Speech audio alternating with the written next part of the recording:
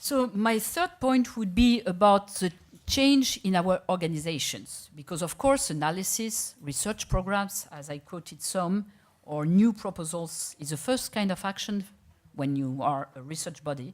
But the second set of action is to change our way to work. And we have three big changes that have been decided. You know, in INRA, we have decided this year to implement 10 what we call meta programs. That's big programs in the near future. It will be 3,000 million euros that will be sent with the person involved, of course, spent on those programs. And the idea that when you talk about integrated plant health management, you need to have geneticists, you need to have agronomists, you need to have entomologists to follow the pests, you need to have economists to know whether the farmers earn their living, you need to have sociologists to see how you change the practices. And it's very difficult to have scientists working together because it's long, it's difficult to build, they don't understand each other. So you need to, well, to have incentive, if I may say so. So we will invest to have very big incentives so that people group around big challenges. A second example of those meta programs is about eating habits, because we are convinced that, you know, publicity to say just decrease your consumption of sugar or eat more fruits. I mean, now a lot of people know about that, but they don't do it.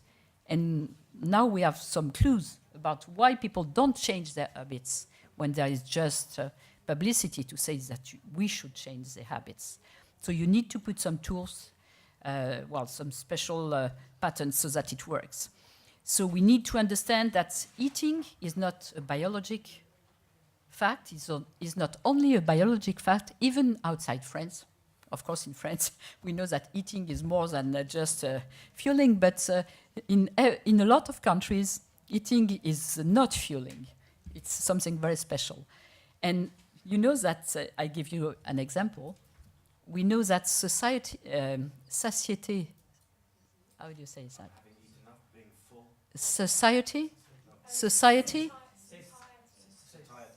Satiety, my pronunciation is horrible. Okay, satiety is in fact a new, in the brain. That is to say, if your plate is big and you have the same amount of food, you think you have not eaten enough. If there is a smaller plate, it makes a different impression.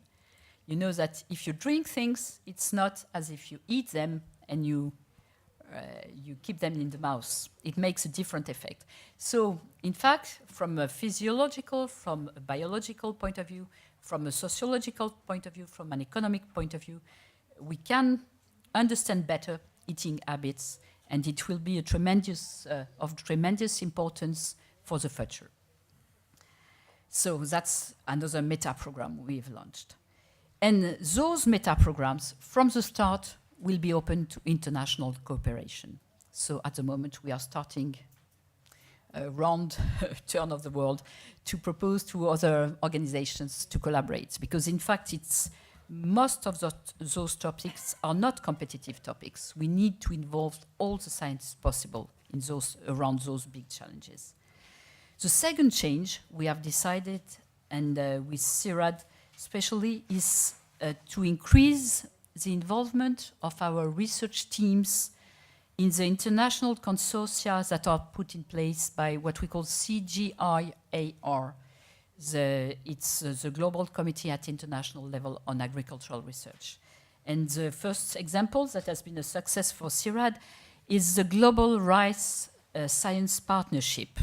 You know that at world level, 3 billion people rely on, as a basis of food, on the rice. And that, of course, to work on the rice so that there is an increase in the productivity, to foster more sustainable rice production system, to improve the dissemination of the knowledge is very important for those 3 billion people.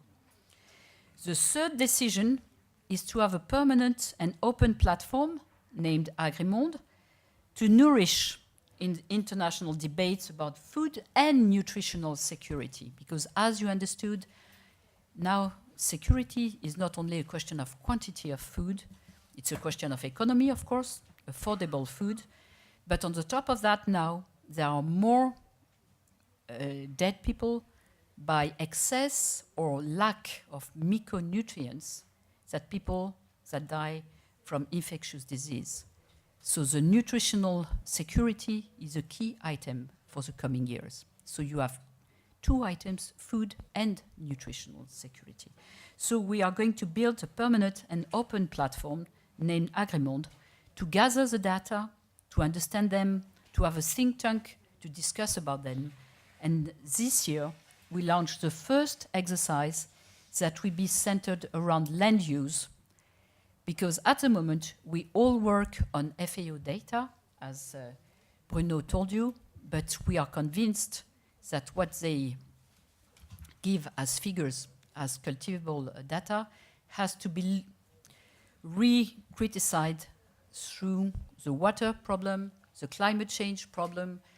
So Florence is there, and you could answer, but we want to look at that, because there is somebody from FAO, but we will look precisely at that. That is to say, among the cultivable areas that is put on the table by FAO, which could be questions because you have no roads, because you have no water, because you will have a climate change problem. So that will be the first exercise we are going to launch this year with the platform Agrimonde.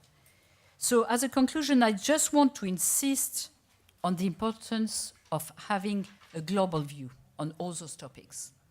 It will be an important question for everybody, and it will be difficult to answer simply to the question, how can we feed the world in 2050? Because you have to look, as I said, at the quantity, at the quality, at the place, at the inequalities, at the poverty problems, and at the climate change global questions. So, as research body, Cirad and INRA are and will be involved in the future in those questions. And that's why we wanted to make the effort today, not only to present our works in French, as we do usually, not only to publish in French, but to publish today a book in English and to present it in English, so that we share our knowledge more widely. Thank you for your attention.